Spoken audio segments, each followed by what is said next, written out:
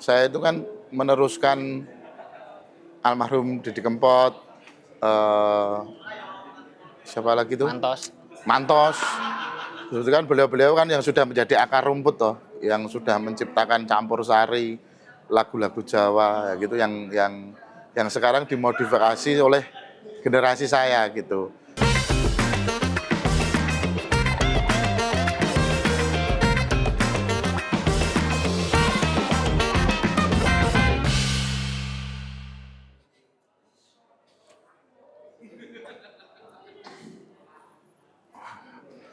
Mas Darboy, Siap. selamat datang di Gutok, Mas. Gutok. Iya, Oke. di Gutok ini kita ngobrol tentang perspektif ahli, Mas. Wah, ahli nopo kula? Iya, Mas Darboy kan ahli apa? Bisa disebut ahli apa, Mas Darboy? Ahli apa ya? Kalau saya nyebut diri saya, ini saya pakai bahasa Indonesia apa Bahasa Jawa? Indonesia nggak apa-apa. Nih ada Jawa-Jawa nanti di subtitle kita. Oh ya, kalau saya menyebut diri saya ahli, nanti jatuhnya sombong nanti, ya toh. Kalau profesi saya aja, Ya. profesi saya sebagai pencipta, terus jadi penyanyi. Setelah jadi penyanyi, sekarang baru mendalami di industri musik, jadi produser, gitu. Dari yang luas, cinta, musik, penyanyi, produser ya. Pencipta, dulu menyiptain buat orang, sekarang nyiptain buat diri sendiri. Terus karena suka nyiptain yang dulunya dijual beli untuk orang lain, kan terus dinyain Darboy kan nggak mungkin Darboy sebulan rilis terus kan. Makanya mending jadi produser juga gitu. Oke, ini kita Simpelnya. POV-nya kalau orang sekarang, Ya. POV yang selama ini dikenal, musisi, penyanyi. Penyanyi, Oke, dari mulai Mendung Tanpa Udan sampai sekarang ya, Kicau Mania. Iya. Karir bermusiknya ini kan nggak dibangun 1-2 hari tok, Mas. ya.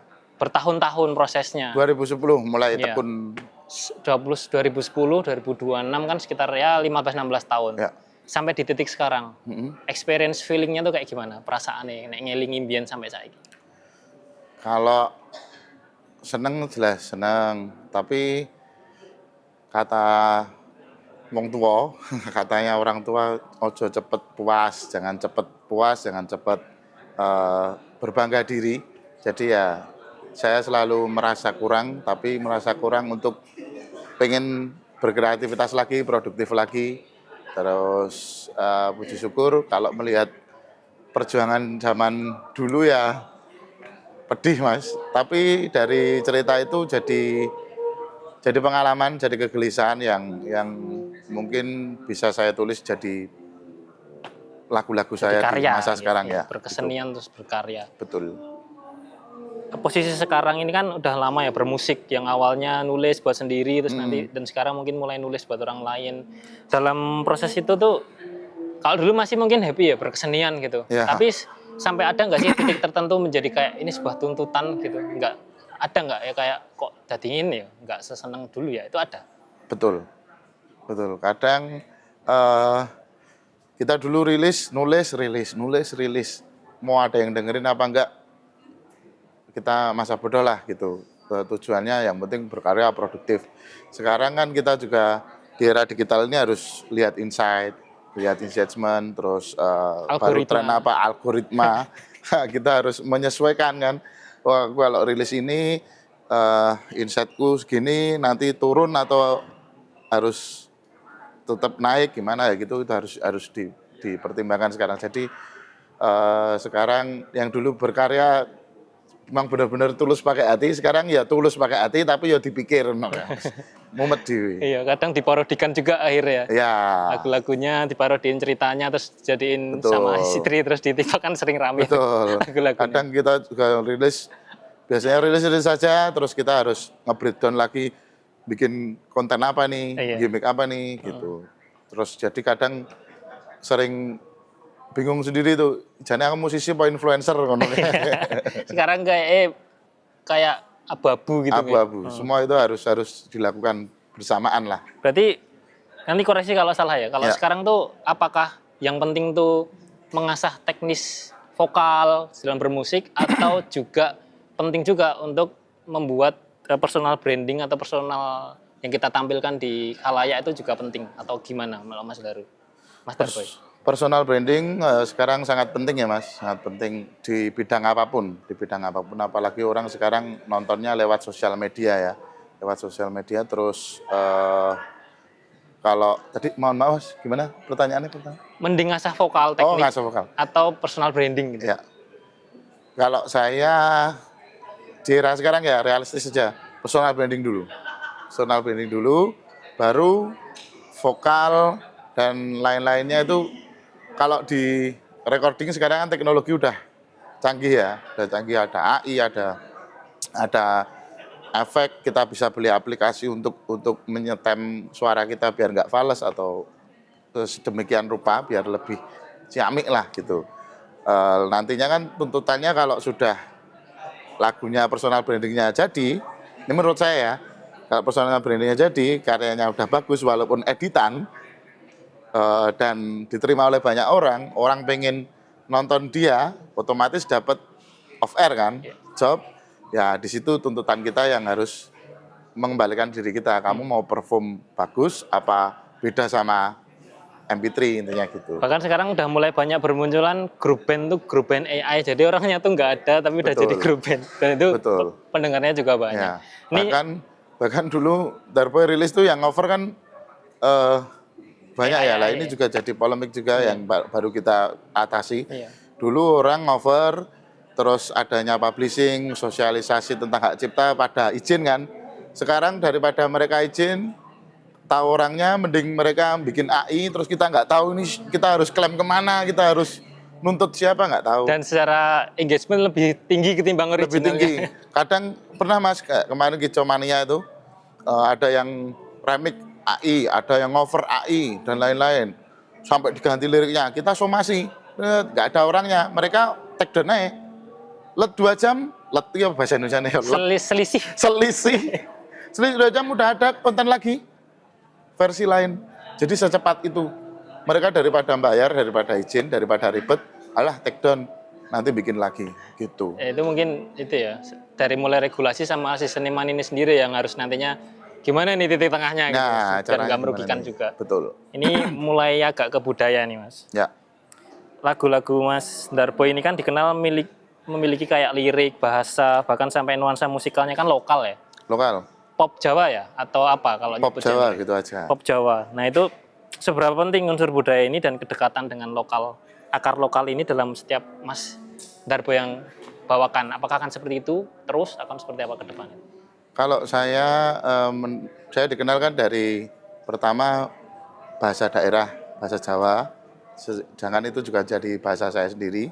Terus saya berkomitmen juga di musiknya itu tetap menggunakan unsur-unsur musik-musik tradisional seperti angklung, kir itu kan angklung, terus gamelan, dan seperti itu dikolaborasikan. Terus mungkin saya akan konsisten dan lebih eksplor lagi malahan.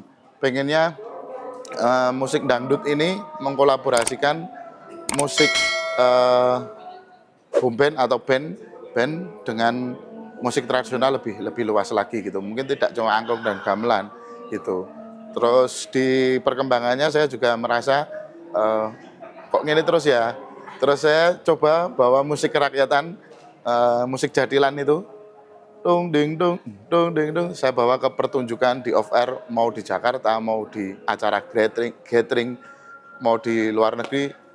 Darboy punya segmen kalau manggung namanya Darboy Turangga Budaya. Wah, di situ kita membawa lagu perahu layar atau lagu apa yang kita aransemen dengan musik kerakyatan yang dibalut dengan karakter Darboy Gang. Dan puji syukur diterima Mas, sampai banyak yang kesurupan juga. Jadi malah kesurupan ya? Ya pas ketemu tanggone dhewe dadi isin ras itu. Jebul nganu, dia nggak kesurupan, ternyata overthinking. Overthinking. Ada nggak sih Mas, kalau Mas Darboy itu parameter musik yang baik itu seperti apa? Atau lagu yang baik itu seperti apa?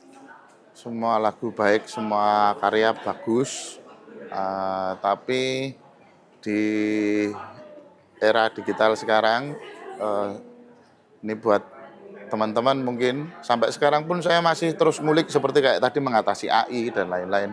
gitu. Mungkin buat teman-teman yang belum terbuka gitu, masih wah aku berkarya kok los. Sekarang tuh aset tuh nggak harus emas, aset nggak harus tanah, nggak harus punya properti. Tapi saat kalian punya karya yang dilisensikan atau didistribusi dengan benar, itu juga menjadi aset untuk anak turun kita sampai kapanpun. Iya, berarti Gitu. turunan karya itu nggak hanya zaman kayak dulu ya. Nggak Karya ya kayak udah, dulu. tapi ada turunan legalitas, royalti Betul. dan lain-lain. Karena nggak sekarang, tapi nanti hasilnya akan yang Iya, iya, di iya. kemudian hari. Terus itu kan di tengah perkembangan tren budaya populer sekarang kan lagu pop Jawa ini kan sering FYP, Mas. FYP. FYP sering terus ya tadi terus ini tuh menjangkau semua kalangan. Iya, Dari kalau semua sektor ekonomi, kalangan ekonomi atas ke bawah di gathering semuanya tuh semuanya nyanyi joget. iya. Ketika melihat itu sebesar itu dampak ke semua kalangan itu seperti apa Mas Darbo lihatnya pop Jawa ini? Ya, saya bangga dan tentunya sebetulnya saya itu kan meneruskan almarhum Didi Kempot, eh, siapa lagi tuh? Mantos. Mantos. Itu kan beliau-beliau kan yang sudah menjadi akar rumput toh, yang sudah menciptakan campur sari lagu-lagu Jawa gitu yang sekarang dimodifikasi oleh generasi saya gitu.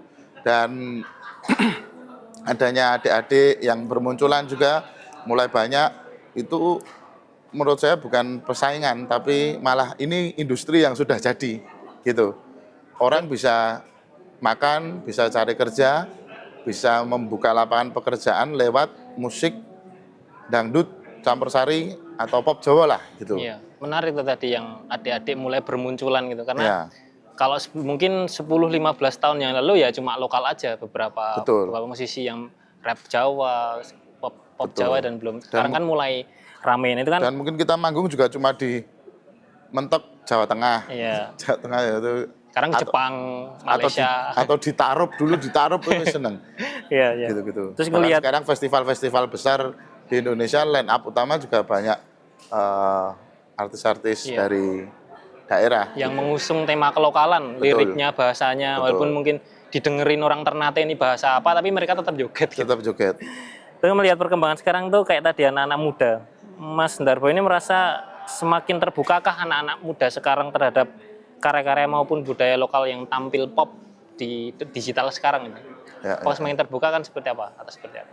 Kalau menurut saya sekarang musik tuh dipandang hampir kayak kembali kayak dulu lagi.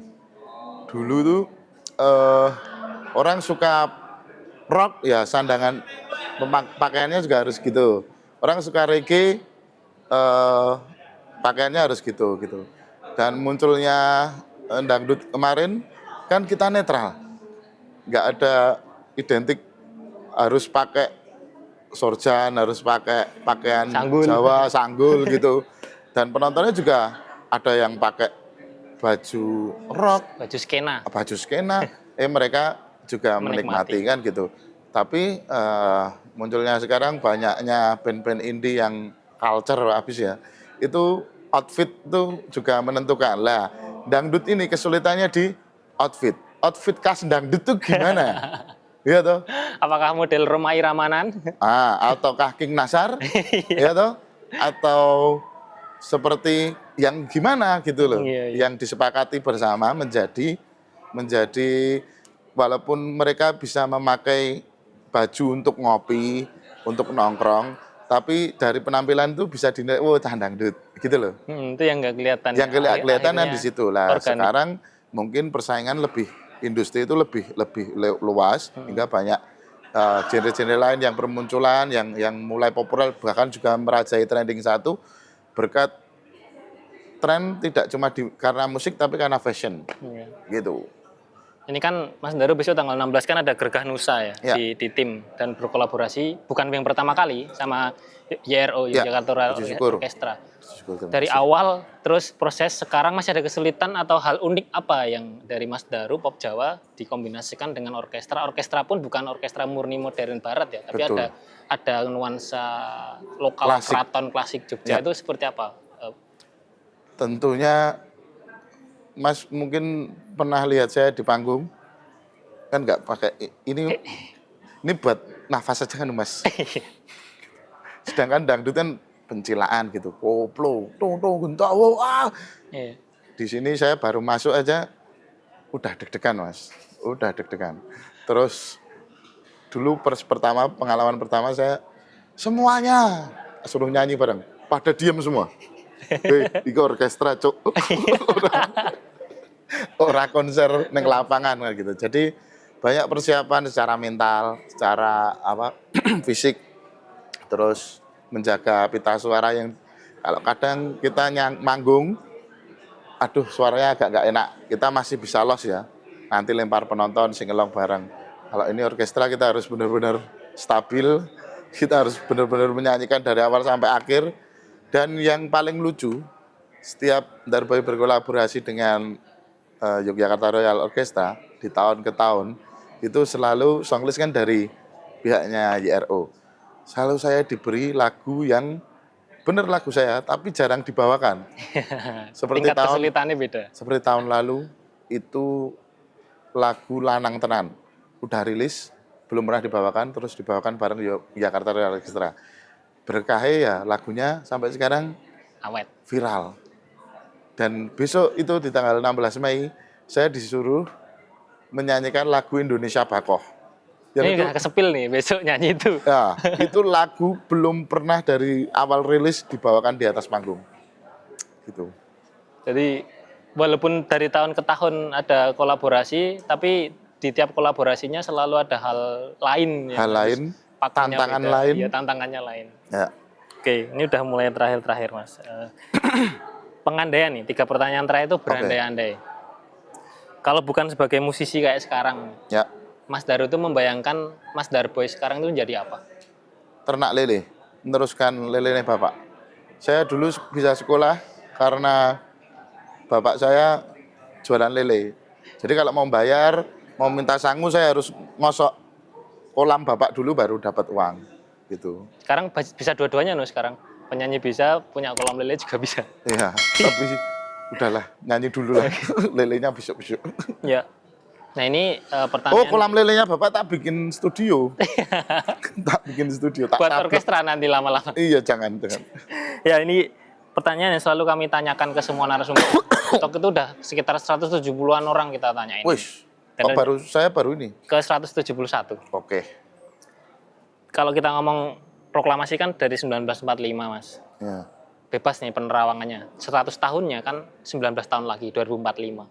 2045. Itu ya. 100 tahun dari Bung Karno proklamasi itu Ya. dulu. Menurut Mas Darboy Indonesia saat itu seperti apa?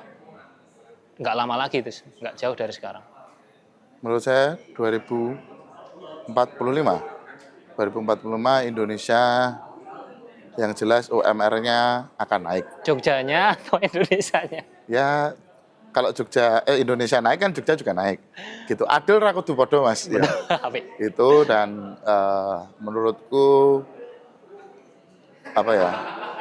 Orang yang sugih, saya sugih sing saka saiki tidak bekerja keras ya semakin ketinggalan. Amit sewu kasaranipun sing kere saya kere. Pernah nek ning desa ini kan goyonane sing sugih saya sugih, yang kere saya kere kan gitu. Jadi di era sekarang ya kita harus mengejar aset itu gitu. Aset itu nggak perlu harus fisik dan materi, tapi bisa dengan karya yang dilisensikan atau distribusi dengan benar gitu. Terakhir, penyanyi udah, bahkan sampai ke orkestra. Ternak lele udah tadi. Ya. Jadi produser, bintang film, iklan dan lain sebagainya. Puji syukur. Masih ada mimpi yang dikejar nggak? Mimpi tetap besar Mas Darboy ini apa? Juragan Dog. Saya nggak punya bisnis selain musik. Jadi kalau saya nggak berangkat, saya nggak sehat. Kadang loroy disehat-sehatke. Kalau saya nggak kerja, ya kita semua satu tim nggak makan gitu. Kalau saya punya ayam petelur, saya kan ya kalau mau istirahat bisalah gitu. Oke, Mas Daru. Logis nggak? Aman ya? Oh, aman banget. Betul, itu sangat. Saya ini aku ramangkat bocah-bocahku ya ram. Iya, jawabannya. Karena saya solo karir kan Mas. Gitu. Oke, Mas Daru, aka Mas Darboy. Terima kasih atas waktunya ngobrol-ngobrol di Gutok. Semoga Ya berarti dari itu tadi yang penting sehat dulu, soalnya yang lainnya kalau sehat akhirnya nyusul. Gitu. Betul. Jadi semoga semua cita-citanya tercapai, bla bla bla bla. Ya. Amin. Intinya sehat dulu, yang penting karyanya tetap berdampak positif buat orang-orang yang mendengarkan. Terima kasih Mas Daru buat Sami-sami. Butok. Matur nuwun.